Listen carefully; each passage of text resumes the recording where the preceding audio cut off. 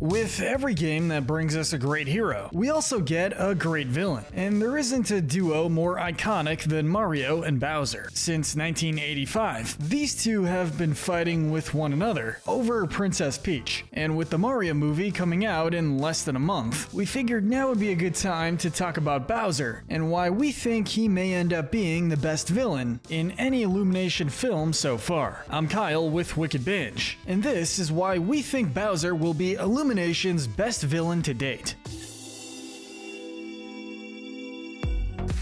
A quick disclaimer before we start. We know that Illumination is still a relatively new studio, and it may not have the best library of villains when compared to studios like Disney or Pixar. However, the studio does have some memorable bad guys, and we think that Bowser has a lot of potential to be the best one of the lot. With that out of the way, let's get started. First off, let's talk about an obviously awesome point for Bowser. That of course being his voice actor, Jack Black. While Kenneth W. James is the current voice actor for Bowser in the games, Jack Black will be voicing Bowser for the movie. It's a smart play for Illumination since Jack Black's voice work is extraordinary. He's voiced many memorable characters recently, such as Po from Kung Fu Panda, Professor Shelley Oberon for Jumanji, R.L. Stine for Goosebumps, and many more. And let's be real for a second, if you watch any of this guy's press interviews, he is absolutely loving every bit of playing Bowser. And from the scenes that we've seen so far, the guy's absolutely killing the role. Now who's gonna stop me? Maybe he'll even get a couple of musical numbers in the movie. Here's hoping anyway. With Jack Black voicing Bowser, it's clear that the character is gonna get a proper personality that fans will definitely enjoy. He's pointed out that he's been a Nintendo fan since Donkey Kong was released way back in 1981, saying, quote, "I was there when Nintendo was in short pants." Everybody loves Jack Black, and we really think that he's gonna do Bowser the service he deserves. Next, let's talk about how Nintendo has overseen the making of the Mario movie. After the commercial failure of the 1993 Super Mario Bros. Film, Nintendo became wary of licensing its properties for film adaptations. However, while working on the Super Nintendo World theme parks at Universal Studios Hollywood and Universal Orlando Resort, Shigeru Miyamoto met the founder of Illumination, Universal Studios Animation Division, Chris Meledandri, and Miyamoto found that his creative process was very similar to his, and tapped him to lead the Mario movie. In January of 2018, Nintendo announced that Miyamoto and Meledandri would be co-producing the Mario movie with Miyamoto front and center during production. In January of 2020, Nintendo's president stated that the film was moving along smoothly and also stated that Nintendo would own the rights to the film with Nintendo and Universal funding the production. Miyamoto stated that he worked with Meledandri for 7 years of planning and 6 years of production and wanted to make sure that the movie is faithful to the fans who played the games. But he also wanted a film that everyone could enjoy, players and non-players alike. These two creative heads from different studios have spent a lot of time and effort overcoming the challenges that came with making the movie, but it truly feels like they got it right.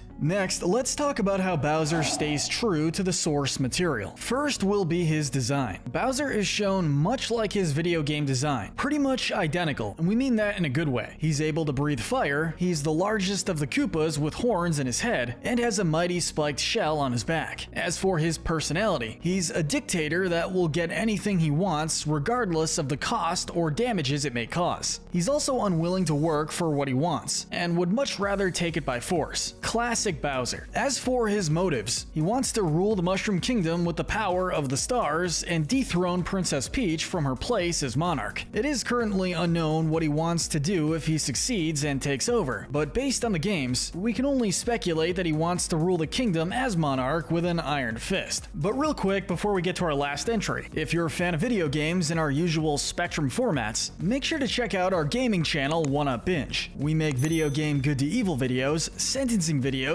and more, and we'd love to have you all check it out. Link below. But let's talk about Bowser's castle and the army, the Koopa Troop. Not only does Bowser breathe fire, but he's also strong in other ways. He has a large castle and a huge army known as the Koopa Troop at his disposal. His method of attacking kingdoms is shown that he'll travel in his castle with his army to attack each kingdom he goes to. His castle is able to fly across the kingdoms with lava falling wherever it goes. While it's currently unknown how his castle flies. It's quite convenient for him to be able to take over kingdoms, not being restricted to one place. As for his army, from what we know, it consists of Goombas, Koopas, Shy Guys, Swoopers, Bob-ombs, and plenty more. Whatever those things are! Aww. And Bowser's right-hand man is shown to be Kamek, a Magic Koopa with many magical tricks up his sleeve. The scale of his army is massive. Reviewing the trailer, each one of his columns is shown to be at least 10 by 10, 100 soldiers for each one. His army consists of hundreds or even thousands of soldiers at his disposal, and that army has personality as well. Some will stand with Bowser while others show fear, though they all seem loyal to him and willing to do whatever he commands. But let's talk about how Bowser compares to Illumination's past villains, or at least what we know about him so far. Though Illumination doesn't necessarily have the most villains as far as animation studios go, let's compare Bowser to some of the most memorable villains that they've produced. We won't be able to go through all of them, but we'll mention the ones that made the most impact on their movies or franchises. For instance, Despicable Me. Bowser and Gru actually have a lot in common. Most significantly, they both have a massive army that have proven loyal, with Gru having the minions and Bowser having the Koopa Troop. They both have a right-hand man, with Gru having Dr. Nefario and Bowser having Kamek. After adopting the three girls, however, Gru changed into a good guy, and he's not as much of a villain as he used to be. Bowser, on the other hand, is still rotten to his core and doesn't seem to care about anyone but himself. But for all we know, that could change in a potential sequel. Next, let's look at Bowser and Vector. The thing that these two have in common is the pride in what they do. Bowser takes pride in his army and his power, while Vector prides himself in being a modern villain. Unlike Vector, however, Bowser has taken over several kingdoms from what we know, while the greatest thing that Vector ruled was the moon that he stole from Gru. Moving on, Bowser may have more things in common with Scarlet Overkill than anyone else in Illumination history. They both built and ruled over a villainous empire. They also wouldn't tolerate anyone that humiliated them either. However, Bowser's army of Koopas will stay loyal to him no matter what, likely even if he's defeated at the end of the movie. Scarlet lost her reputation as the greatest villain after she was defeated, and lost her supporters when Gru used his freeze ray to steal the queen's crown. Bowser and O'Hare from the Lorax both ruled over an empire, while Bowser rules an army. O'Hare runs the O'Hare Air Company that made millions. At the end of the Lorax, however, everyone turned against O'Hare and kicked him out of town. But we think Bowser's army will stay loyal to him regardless of what happens. Bowser and Jimmy Crystal from the Sing franchise have different kinds of empires, but they both rule them with an iron fist. While Bowser's empire consists of his castle and army, Jimmy's empire rules over the music world and is not afraid to threaten anyone that might ruin Jimmy's reputation. The very big difference between them is that Jimmy had to hide his evil side from the public, while Bowser prefers to show it off to the Mushroom Kingdom. When we look at The Secret Life of Pets, Snowball is another villain that became a good guy after he found his forever home. Not sure we're going to be able to say the same for Bowser. Lastly, Sergei is considered to be the best villain that Illumination has produced so far, and him and Bowser are both ruthless leaders. They treat their Koopas, or animals, with little to no respect. The main difference between them, however, is that Bowser rules several kingdoms, while Sergei only operates a circus in New York City. It is too soon to tell, but as much as we like many of Illumination's bad guys, we really feel that Bowser is going to take the crown for best villain in the studio's library. With Jack Black voicing Bowser, how Nintendo has overseen the production of the movie, as well as how everything seems to have stayed true to the Mario series, there is very little doubt in our mind that Bowser will be the best Illumination villain yet. But what do you guys think? How high are your expectations for Bowser and the Super Mario Bros. Movie as a whole? Make sure to hit that notification bell and binge our other videos. But most importantly, stay wicked.